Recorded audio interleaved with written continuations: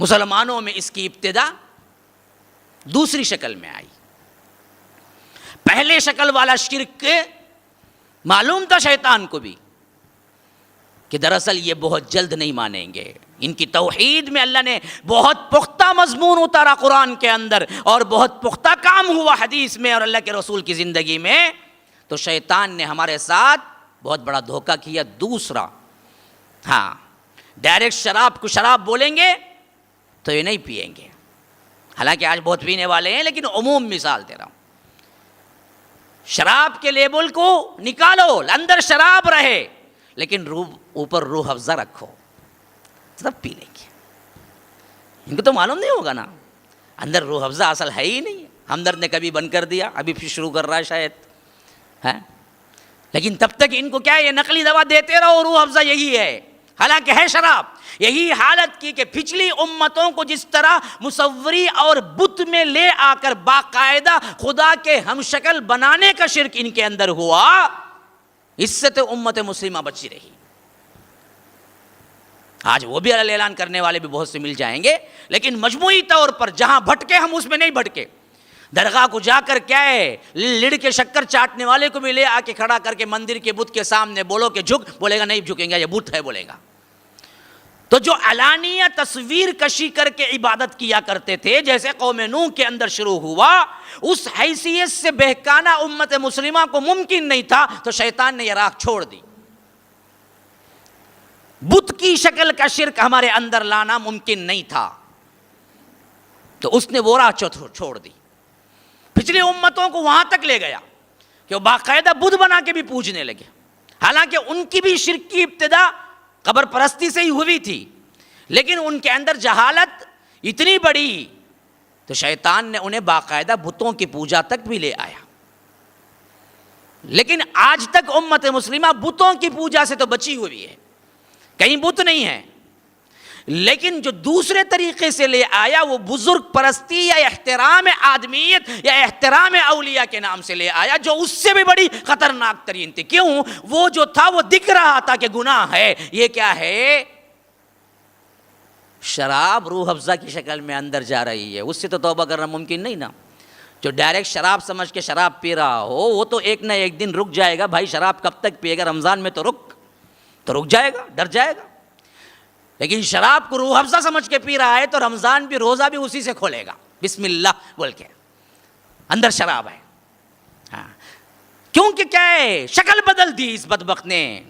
یہ شکل بدلنا ابھی دراصل پچھلے امتوں کی آخری امت جو رہی ان میں آیا یہ شرک، جس کی وجہ سے اللہ کے رسول نے ہمیں بہت متنبہ کیا. توحید میں سب سے بڑا خلل ڈالنے والا جو مرکزی نقطہ تھا وہ تھا ہمارا، کیا تھا پتہ ہے؟ قبر. کیوں؟ یہی قبر تھی جو پچھلی امتوں کی آخری امت جو تھی بنی اسرائیل، ان کے اندر جو شرک آیا وہ یہی قبر پرستی کا آیا، کیونکہ وہ ایکس امت مسلمہ تھی.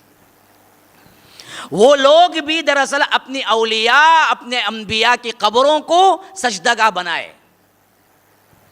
تو اسی واسطے اللہ کے رسول کو معلوم تھا میری امت اگر اس میں مبتلا ہوگی تو بتوں کی شکل کی نہیں ہوگی، قبروں کی ہوگی. اس واسطے قبروں کو اونچا نہ کرو. یہ نہیں کہ اوپر اتنے احادیث ہیں جتنے بھی علماء ہیں وہ پڑھتے ہیں. جیب بھرو مولوی پیٹ بھرو پیر ہے، جس واسطے بتاتا نہیں ہے، لیکن ورنہ تو معلوم ہے کہ یہ سب کچھ نہیں ہے، اللہ کے رسول نے روکا ہے. یاد رکھ لیجیے. کیوں؟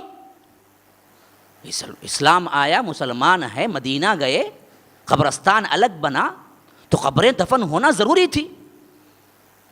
جب قبریں دفن ہوئی تو قبروں کو بنانا ضروری تھا. اب بتاؤ اللہ کے رسول صلی اللہ علیہ وسلم کے دور سے لے کے آج تک جس کو تم قبرستان مدینہ جنت البقیع کہتے ہو وہاں کوئی اونچی قبر بتا دو. یہی اصل پہلا اسٹیپ تھا جس کی وجہ سے اللہ کے رسول صلی اللہ علیہ وسلم نے اس پر سختی کے ساتھ منع کر دیا. قبر کو اونچی مت رکھو، توڑو اس کو. یہاں تک کہ اپنے مرض وفات میں اماں عائشہ کہتی ہیں، صحیح بخاری و مسلم کی روایت، ابو ہریرہ کے اندر کہتے ہیں کہ اللہ کے رسول صلی اللہ علیہ وسلم کی ایسی حالت ہو گئی تھی گویا کہ بالکل آخری وقت نزع کی حالت تھی، اور پریشانی سے اللہ کے رسول کبھی کبھی اپنی چادر اٹھا کے چہرے پہ ڈال لیتے، پسینہ پوچھتے، پھر نکالتے، پھر چہرے پہ ڈال لیتے، پھر نکالتے، پھر ڈال لیتے۔ ایسی حالت میں کہا کہ اللہ لوگوں یاد رکھو، لا تتخذوا قبری عیدا، میرے قبر کو عیدگاہ نہ بناؤ۔ ایسے وقت میں کہہ رہے ہیں تاکہ معلوم ہے شرک داخل ہوگا میری امت میں تو اسی قبر سے ہوگا، تو میری قبر کو اونچی نہ بناؤ، میری قبر کو کیا ہے عیدگاہ نہ بناؤ، میرے قبر پہ دعائیں نہ کرو، میرے قبر پہ جلسے نہ کرو، میرے قبر پہ سجدگاہیں نہ بناؤ، میرے قبر پہ سجدہ نہ کرو۔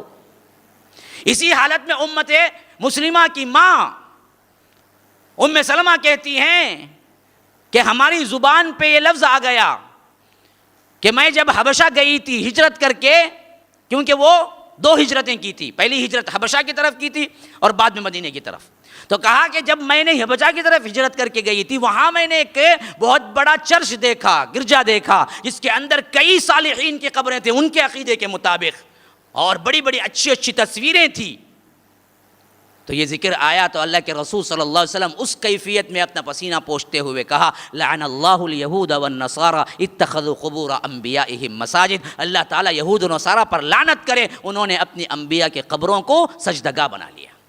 لعن اللہ الیہود والنصارى، آخری وقت میں جیسے ہی ذکر ہوا، اور اس کے بعد فرمایا کہ لوگوں یاد رکھو پچھلے لوگوں کا سب سے بڑا گناہ یہ تھا کہ اگر ان کا کوئی اچھا آدمی صالح آدمی مر جاتا تو وہ اس کی قبر کو عبادت گاہ بنا لیتے۔ یاد رکھو اولئک شرار الخلق عند اللہ، اللہ کے نزدیک سب سے بدترین لوگ کوئی ہیں تو وہ یہ ہیں جو اپنے اچھے لوگ مرتے ہیں تو ان کی قبروں کو سجدگاہ بنا لیتے ہیں، عبادت کی جگہ بنا لیتے ہیں۔ شرار الخلق عند اللہ، اللہ کے نزدیک سب سے بدترین لوگ ہیں وہ۔